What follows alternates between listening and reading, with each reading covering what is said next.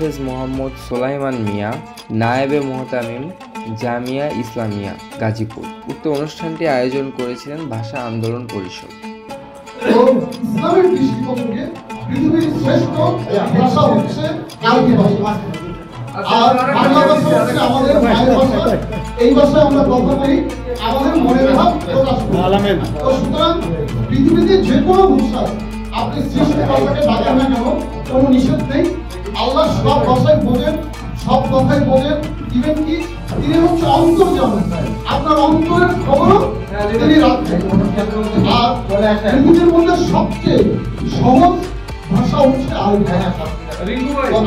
আমরা মুসলমান হিসেবে আমাদেরকে আমাদের বাংলা ভাষা ভালোভাবে জানার পাশাপাশি আমাদেরকে আরবি ভাষাটাও জানতে হবে, যেহেতু আরবির উচ্চারণের কিছু বিষয় আছে।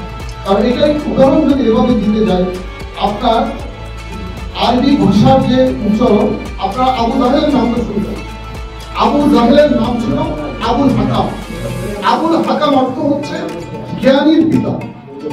তো যখন কোরআন নাযিল হলো, কোরআনের ভাষা, তার বৈশিষ্ট্য, তার বিশ্লেষণ, তার রচনা ভঙ্গি এত সুন্দর, সেই কোরআন নাযিল হওয়ার সাথে সাথে আবুল হাকামের নাম হয়ে গেছে আবু জাহেল।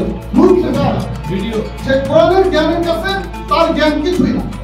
তো সুতরাং আমাদের বাংলা ভাষার সাথে সাথে মুসলমান হিসেবে আমাদেরকে আরবি জানতে হবে। আসলে অনুষ্ঠানটা যে করেছে বাংলা ভাষায় ইসলাম চর্চা করা যাবে কিনা, অবশ্যই যাবে। আল্লাহ তাআলা কালামে ইরশাদ করেছেন যে আমি প্রত্যেকটা নবীকে ভাষা দিয়ে প্রেরণ করেছি। এমন কোন নবী নাই যাকে আমি নবী হলো এক ভাষা আর কিতাব হচ্ছে আরেক ভাষা। আর জামিউ আরবি, নবী হলো আরবি আর কিতাবটা হলো আরবি। এরকম না, আল্লাহ তাআলা প্রত্যেকটা নবীকে তার সহজ ভাষা যাতে করে তারা নিজেদের মাতৃভাষায় ধর্মটা পালন করতে পারে। এক্ষেত্রে আমাদেরকে একটা নিশ্চিত করতে হবে, আরবি ভাষা পৃথিবীর মধ্যে ৫,০০০-এর উপর ভাষা আছে। প্রত্যেক একটা নির্দিষ্ট সীমানা আছে, একটা ব্রিজের পর থেকে নিয়ে এক একটা ভাষা পরিবর্তন হয়েছে। আমরা জানি যে আমাদের গাজীপুরের শহরের ভাষা একরকম, কালিয়াকৈরের আরেকটা ভাষা, আর একটু দূরে গেলে টাঙ্গাইলের ভাষা আরেকরকম।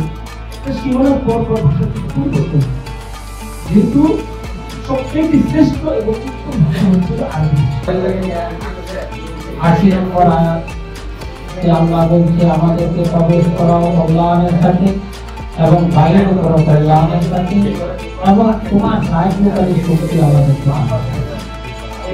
এখানে কিন্তু আলেমরা আছে, ওনারা আমাকে ভালো জানেন আমরা এখানে প্রবেশ করছি যে উদ্দেশ্যে, সেটা যেন আমাদেরকে কল্যাণ হয় এবং আবার এখান থেকে যেন আমাদেরকে আমরা যেন কোনো কল্যাণ নিয়ে আবার এখান থেকে বেরিয়ে এবং মহান রব্বুল আলামিন যেন আমাদেরকে সাহায্য করে। আমি সর্বপ্রথম মহান রব্বুল আলামিনের কাছে শুকরিয়া আদায় করি, যিনি আমাদের আজকে এখানে একটা উপস্থিত হয়ে সামান্য কিছু বক্তব্য রাখার জন্য। সর্বকালের সর্বশ্রেষ্ঠ মহামানব হযরত মুহাম্মদ সাল্লাল্লাহু আলাইহি ওয়াসাল্লামের প্রতি সালাম, দরুদ এবং ভালোবাসা।